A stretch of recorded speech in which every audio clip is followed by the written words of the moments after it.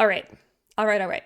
So, this game, I've not been doing a ton of over the board game analyses on stream because, to be very honest with you, the over the board games I've been playing have been pretty boring. And there's just not been a whole lot to talk about. The tournament I'm playing in right now, it's a 7 round tournament. And for the first 4 rounds, I played 2 games that were draws, and I had 2 buys that were half point draws. So I was half point, half point, half point, half point in the first 4 rounds, 2 out of 4 points going into round 5. And Ethan, am I going to make a study of this game? And if I do, can I share the link? Yes, I will share it in Discord. It's a personal, like a private study to me right now, but I can very gladly share it via Discord because I have notes and all of that too. So if you want to see my thought process. So round 5 last night, and this is like the club's reserve championships, meaning that in the last club tournament, I qualified in the top 16 places for the non-championship bracket. So kind of a cool tournament. And 100% draw score equals epic. Yes. So going into the game last night, I was kind of curious if I would keep up the half point momentum. Yeah, I was thinking of Anish too. Like, so last night I was playing as white, and my opponent, who is initialed J here, he was rated 1611. And he's a man, probably older than me, and very nice. We chatted a little bit ahead of the game, and he's been part of the club for like a decade, and yeah, just a nice, pleasant experience going into the game.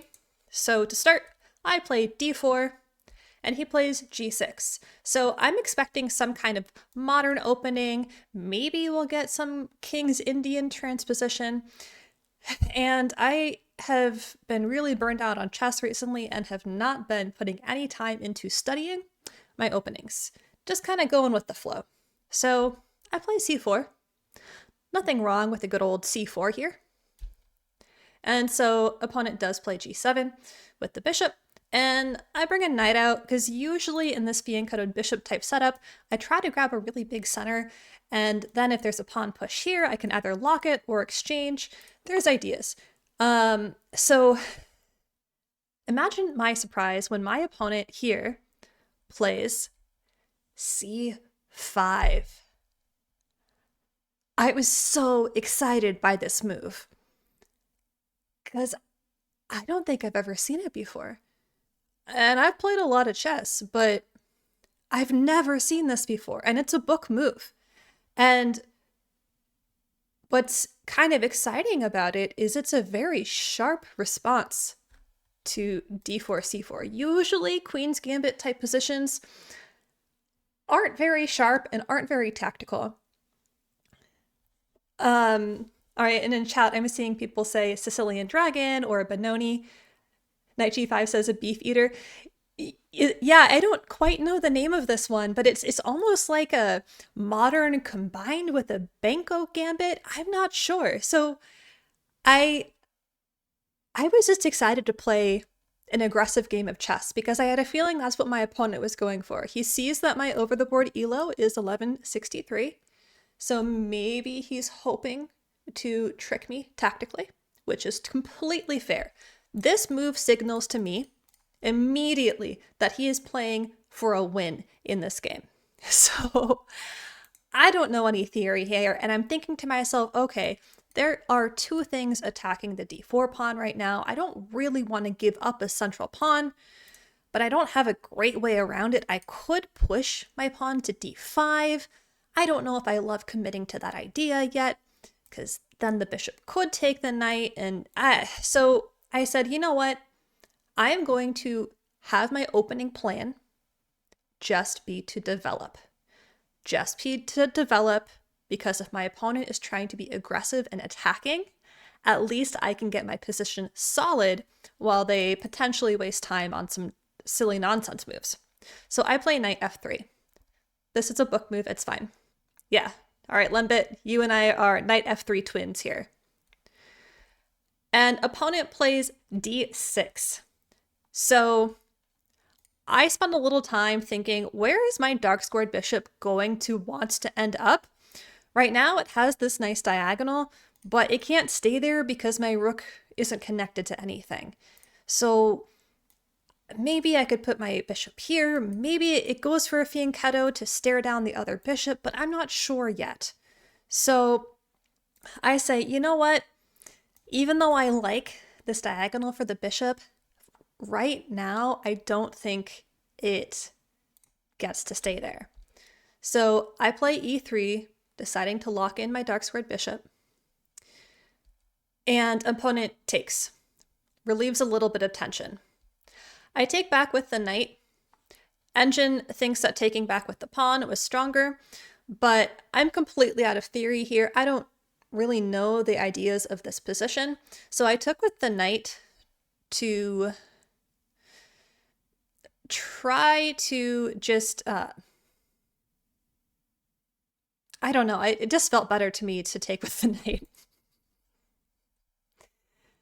And so opponent brings a knight out, once again, trying to put pressure on the center of the board. And I develop my bishop to prepare for a very quick castle, because noticing the position, my development at this point is notably ahead of black's. Yes, black could easily get some pieces out, but I like that I have more activity going on here with my piece development. So then opponent takes my knight on d4. Charles Joshi, thank you for the follow.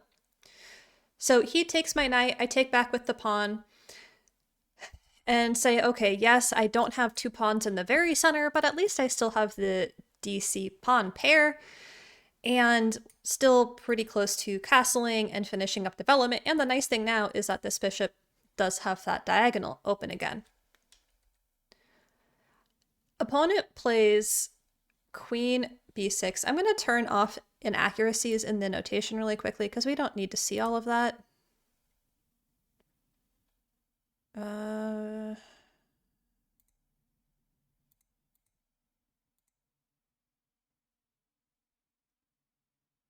I guess I can't turn off inaccuracy notation, so we'll just live with it. My opponent's a traitor. Well, my opponent is a traitor, and so far in this game, I have been trying to be very mindful of that initial c5 gambit he played, because he was going for some tricks. And this move, the engine dislikes it, but I thought it was an interesting idea because it is attacking two pawns at once. And my d pawn here has a lot of pressure on it that I can't easily add extra defense to, because if I move my bishop to e3, then this pawn falls. So this was the first position I think I spent quite a bit of time in, and tried to think about the pros and cons of different options. Yes, I could go for a castle immediately. I thought that would drop the pawn. We'll explore that in a moment. I also considered pushing. I very often dislike pushing a pawn so early to the 5th rank because it's very committal. And I also didn't like that potentially the bishop could take the knight and do this. But ultimately, I do decide to push the pawn to d5. Daryl, hello! I'm reviewing an over-the-board game I played last night that just ended up being a really fun, interesting game. So I did play d5, almost baiting my opponent to take the knight, because I realized my opponent had been very trade happy so far, and they had spent all this time fianchettoing their dark squared bishop that if they take my knight, and yes, it damages my pawn structure a little bit, but then I have the bishop pair, and they have a huge dark squared weakness because this whole diagonal will be unguarded. So that's why I ultimately decided to play d5. Interestingly, though, Engine's top suggestion from queen b6 is to castle.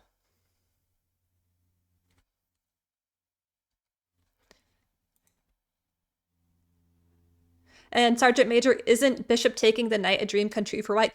Yes. I very gladly was welcoming this trait.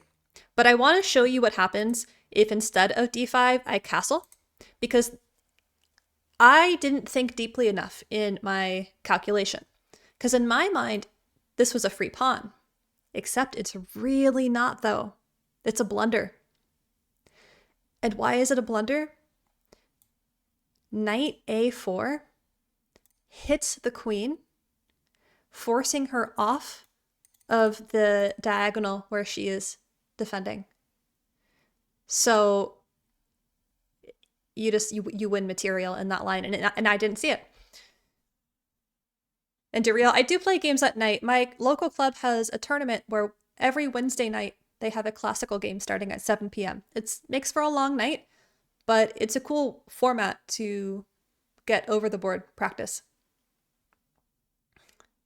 Yeah, so I missed this in game. I was floored when I saw it in the analysis engine today.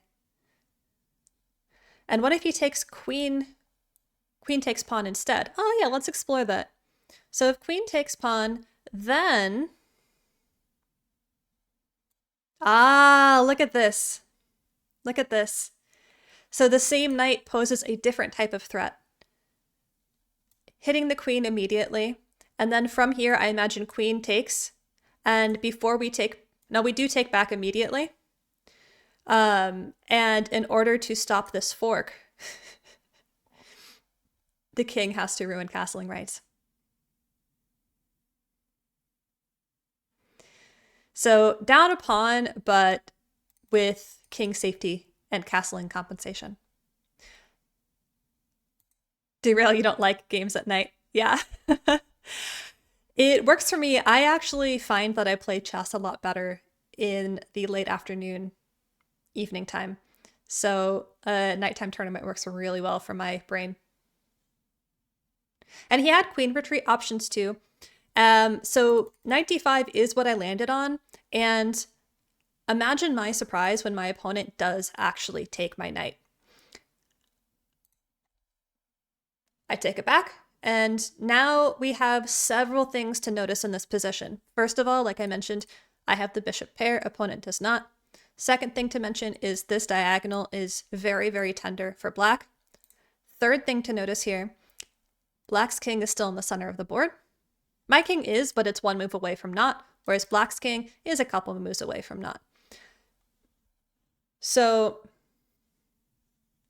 you can't believe he did that. Yeah, evaluation, you guys can see the evaluation bar here in my favor about a point because of the aforementioned reasons. So at this point in time, my biggest liability is my doubled pawns on the c-file, but my plan was to exploit black's weaknesses, exploit this diagonal, exploit this centralized king. So that is how I proceed. Black plays an odd bishop move here, and the reason that this is an odd bishop move is the bishop doesn't have a home on f5. Engine's top suggestion is this insanity to kick the bishop out. I'm sorry, but I would not play that. I would not play that because given my plan really hinges on king safety, I didn't want to give my opponent opportunities to coordinate somehow on my king side.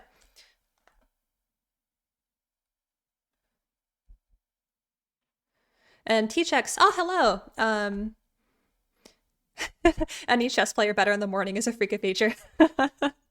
And trying to double pawns on the c-file, win them later is a very double-edged sword. Yes, this game felt so sharp out of the opening. It was very, very sharp. Even though we've traded a lot of material now, I felt like I had to stay on my toes big time.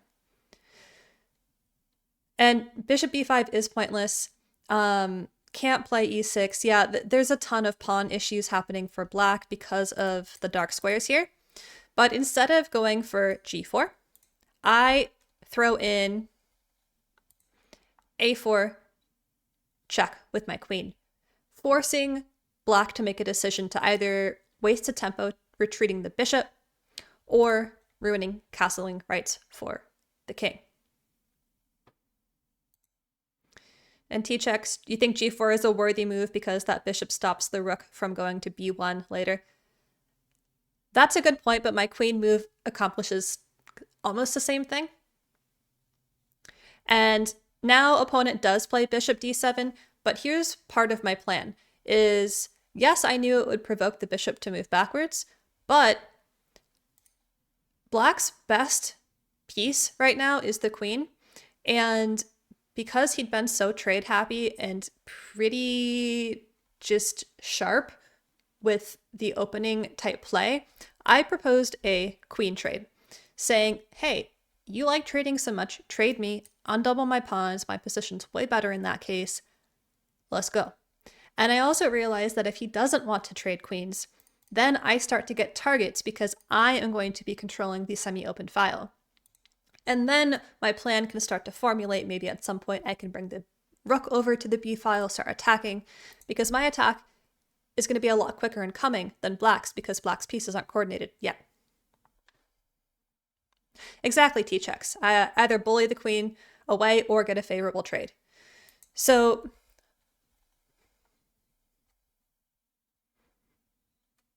had bishop d3 first.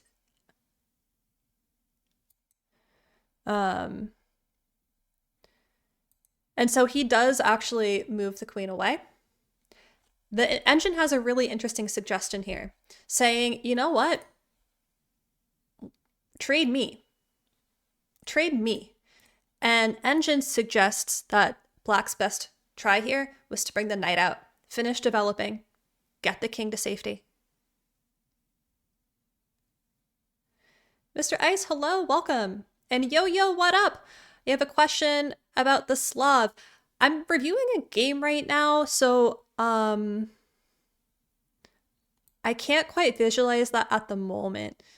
But if you bring that question up a different stream, I would love to answer it. And Mr. Ice, there's a pending game review of yours from last stream.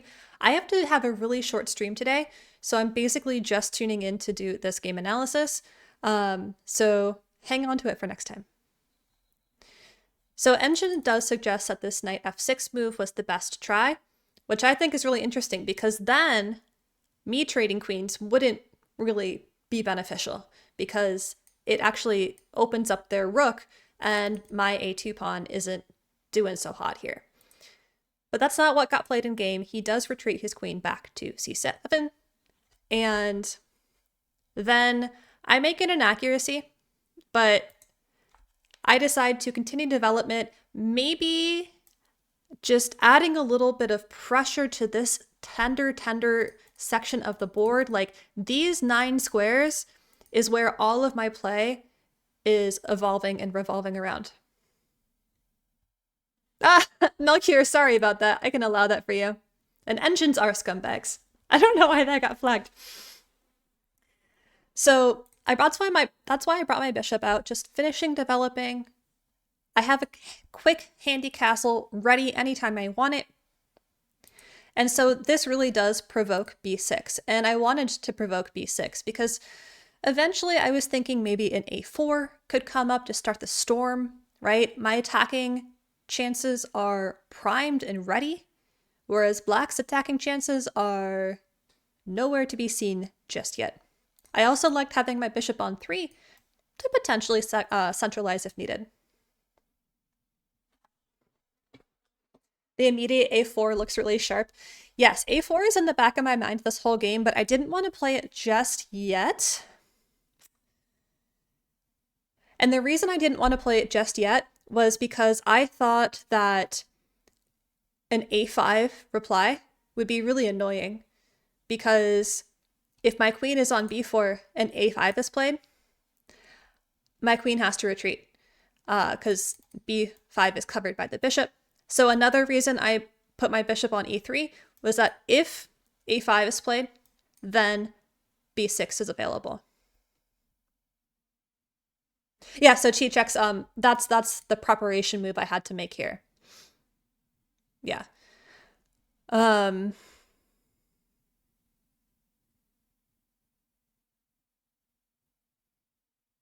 And Sergeant Major wondering why he didn't bring his bishop back to f5. I think at this point it was a tempo thing for black. I was all guns blazing with my pieces, and he was in scrambling mode needing to reply to me. And Durreal thinks a5 would be bad because it creates a weakness on b6. b6? You mean for black? Yes. I agree. Yeah, so a5 is not playable now. But before I moved my dark squared bishop, I think a5 could have been playable because I don't have forward progress to make. So even though b6 would be a little tender, it gives black time for the counterplay. Yeah. So bishop b3, b6 was played, and then I castle, saying, all right, cylinders are fired, let's go attack. And finally, black brings the knight out, and here I absolutely love what I decided to do. Because remember, what were the weaknesses I flagged in black's position? They had a dark squared weakness. Their king was in the center of the board. So to keep that king in the center, Sergeant Major calls it, I play bishop h6, because you cannot castle through a check. So black can't castle here. And I realized that my bishop is outposted.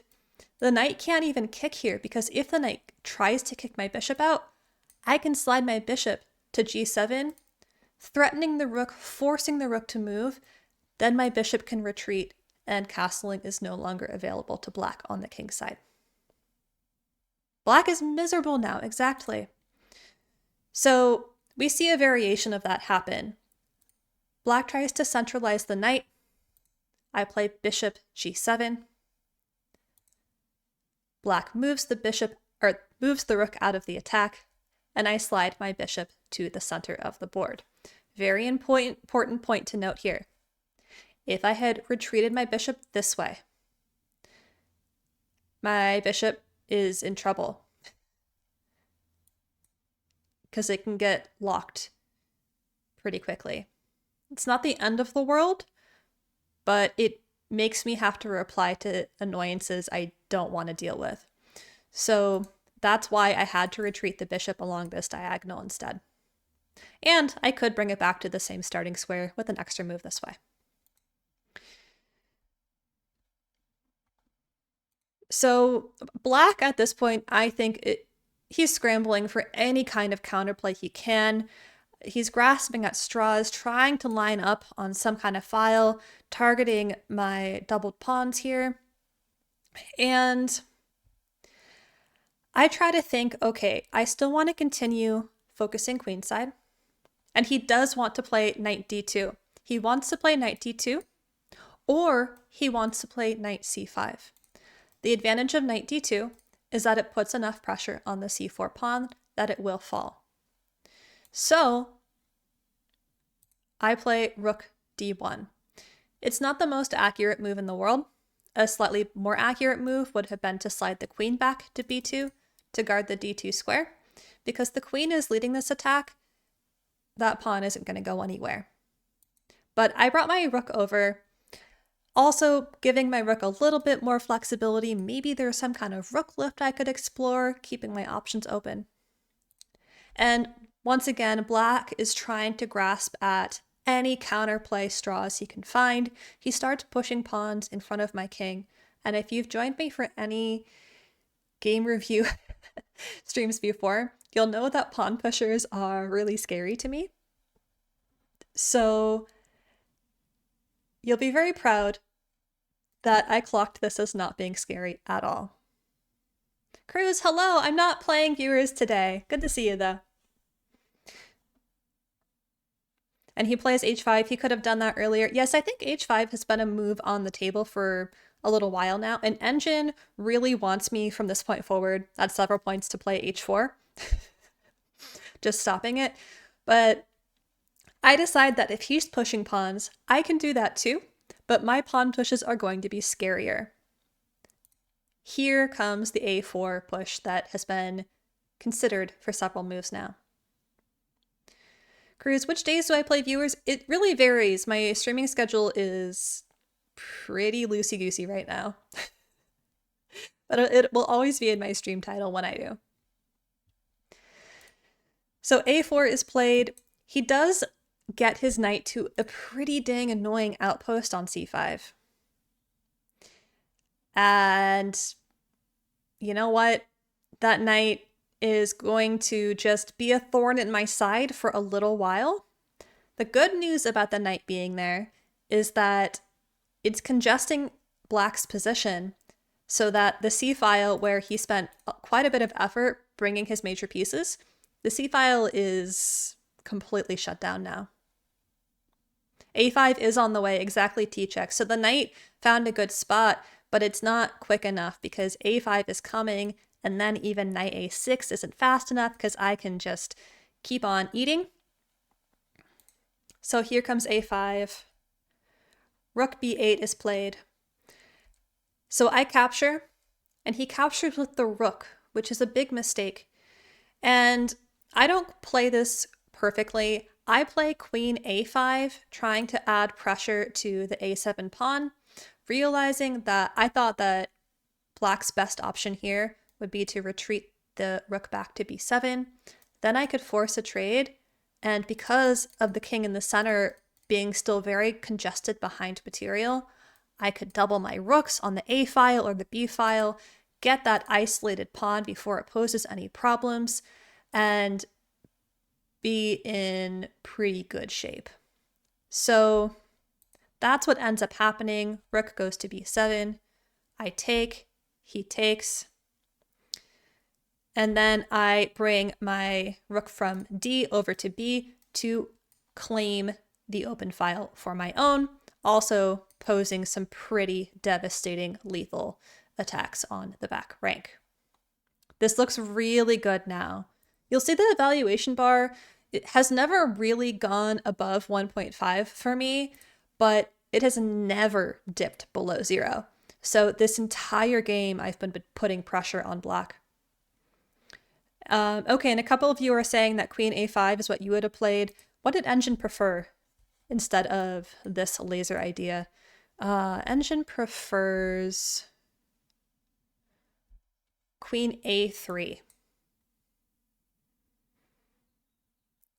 I don't know why. Because then the rook can go back, and where's the play from here? I guess bishop takes, queen takes, and then there are two isolated pawns. But honestly, I think that queen a5 is practically more forcing. Yeah, just the engine doing engine things. And maybe because his queen is nothing and I can still make the same threats, but with more pieces. Maybe. His queen is very sad. It's been sad most of this game, except for in the opening when the queen was a powerhouse, but has had to retreat into this very, very passive c7 position. Okay, so we were here, we had a big trade, and then, that's right, rook was on the open file. Oh, I skipped a move there. So at this point in time, because I am making these huge threats on the back rank, Black plays f6, and DeReal says that f6 you guess. Like, what other options does Black have here? The engines had suggestions of bishop c8, but even that, I don't know. So, it's not looking comfortable for Black at all. This next sequence, I spent, I think, 15 or 20 minutes thinking here because I was trying to figure out how to win the a7 pawn. And in my mind, moving my rook to a5 first in this sequence was very important. And the reason it was very important was I wanted to provoke king f7. The reason I want to provoke king f7 is so that when I play my rook over to the a file, targeting this pawn, the rook slides over to a8, and I have some tactics brewing.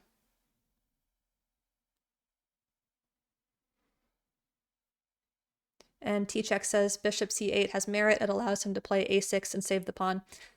a6 to save the pawn is still short-lived. No, you're right. You're right. If the bishop gets to c8, I think I accounted for that in the game, that I could still pin the bishop, though. And then after taking the knight, I could take the pawn on a6, no problems. Sherlock, what up? I'm reviewing an over-the-board game I played last night, and it was just a very beautiful, fun game. And Duriel says, just an idea. Imagine all the pieces except pawns and kings were gone. How do I think my position would be? So I was mindful of the fact that my pawns have been doubled since move, 5 in the game? And technically, black has a passed pawn, but that passed pawn has no future, especially because I have the ability to create 2 isolated pawns for black, and this isolated pawn is no problems whatsoever because I have so much control in front of it. He is in a huge tangle. So the reason I played rook a5 first, even though the engine dislikes it, is because I was trying to provoke king f7.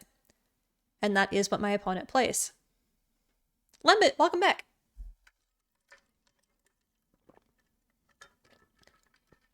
Instead of bringing the king out, engine wants bishop f5. And a free pawn does not count as an isolated pawn in a normal case.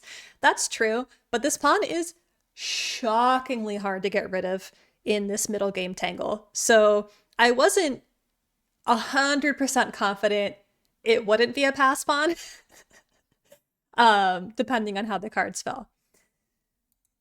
So yeah, this is a mistake because it allows me this devastating idea. Now, and only now, do I take the knight. Because looking at black's position, which piece is black's most powerful piece? I suppose you could argue the bishop has some power, but this knight causing lots and lots of annoyances for me, the knight was what I wanted to get rid of.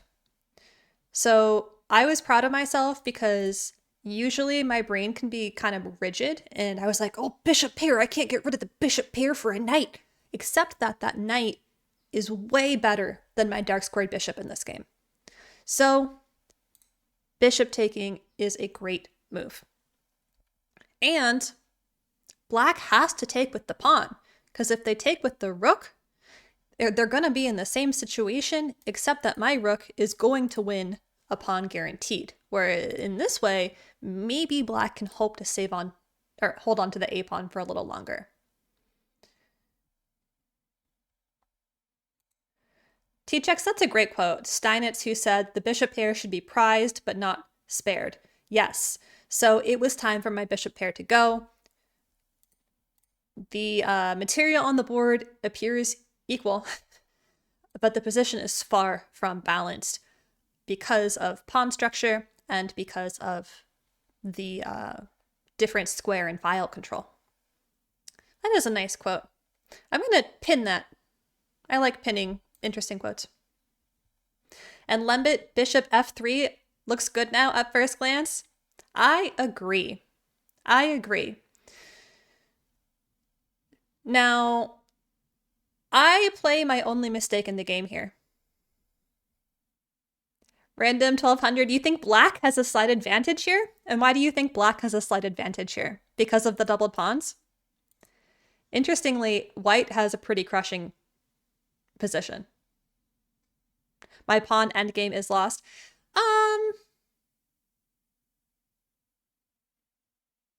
Have to win with tactics now. Well, it's been a sharp game this entire time. And bishop f3, hold on to that idea for a second. I play my only mistake of the game, and there's a reason why this is a mistake. The reason why it's a mistake is because the best move is to play rook b8, saying you can't take this pawn because if I take and you take, you're in big trouble. So luckily for me, opponent plays the move I had anticipated. Yeah, the doubled pawns, the better bishop for black, except that the pawns being doubled is sort of an asset for white right now because black has no easy way to get in and around the pawns in time before I start causing problems. Yeah, and doubled isolated pawns, like Melchior says, this is hard for black to defend. So I was anticipating this move, and now bishop f3 has a very, very cool tactic. It's a tactical threat. It's very easily subverted. This is the doors. But the idea behind this, of course, is that if you ignore the threat and play a random move, I'm just going to move a pawn here. It is a discovered attack. And that is why I wanted to play bishop f3. So this whole sequence I played really quickly because I had spent about 20 minutes calculating it. Rook a8 was so bad.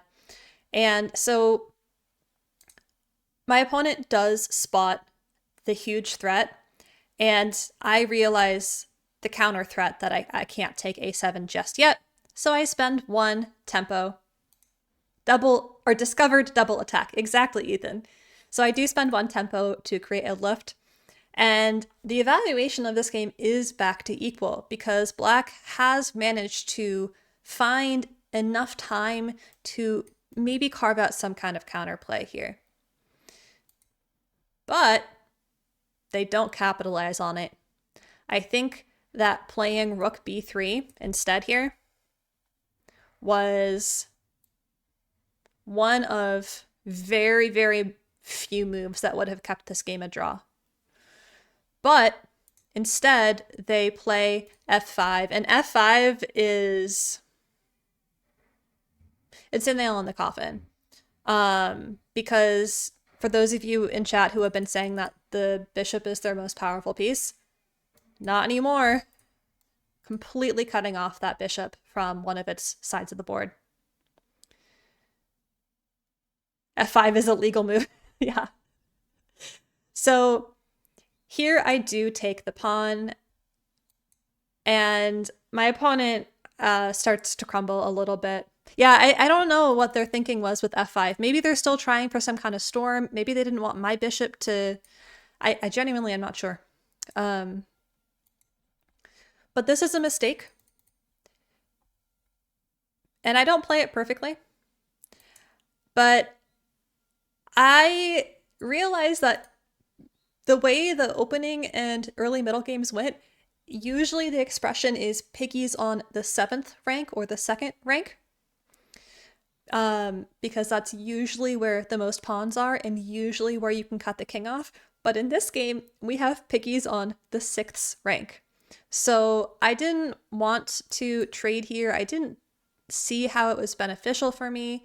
But there actually is a really cool idea I missed. And the cool idea is if instead of bringing my rook down to a6, if I had played d6 instead, this is a winning move. Yeah, and in the game, I didn't spot why it was a winning move because I thought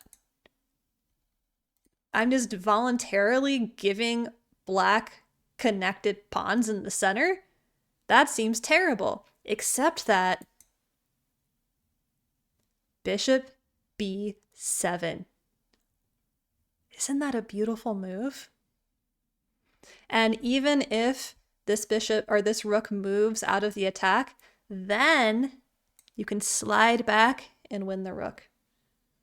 So really cool idea I missed. And instead I played rook from a7 to a6. Very engine tactic. Yeah, that's true. And bishop b7's pretty great. Didn't see it. What a clutch move. Yes, that's not what I played in the game. What I played in the game, my idea was to get my rooks here and only then play d6, provoking the trade to get my rooks doubled on the 6th rank here. And black plays bishop to b8, realizing this rook is no longer under fire, so they don't need to be on the same file or row. And of course, black's idea is to come in and start eating my backwards pawns, which I think has been his plan this entire game. But unfortunately, it is a little too slow for him, because I play d6. He kind of has to take because it was a fork. So I take, and then this is the game deciding move. I spent some time here trying to figure out what he was hoping for, but I realized that he pinned his bishop, and I have 2 attackers on that piece. And even if he comes in and tries to defend, I have all the time and firepower in the world to continue putting pressure on the bishop. So best option here is, well, okay, engine doesn't think it's the best option, but my opponent decides to take. Now my pawns are undoubled. So all you haters out there saying my doubled pawns were a worse position, you were slightly incorrect, but now you're very incorrect. And T-Check says rook from 1 to a6 leaves black in a huge bind too. Yeah, there's no way this king is ever coming to the center of the board, especially now that we're entering an endgame. Whom do I call hater? If the shoe fits, Duriel. So the rook comes over because I think my opponent realizes that the pawns are in trouble. I bring my second piggy to the 6th rank, and my opponent resigns because it is all going to crumble extraordinarily quickly now. I have a passed pawn.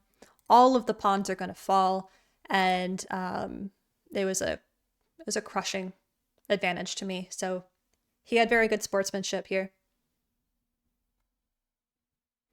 And he was a great sportsman. We shook hands afterwards, and I told him that I really liked his opening move, playing c5. I told him that I had never seen this variation before, and it was a really exciting opening to play.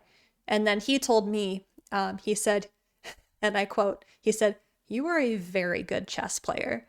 And I was just like, what a freaking compliment, man. So that was my game.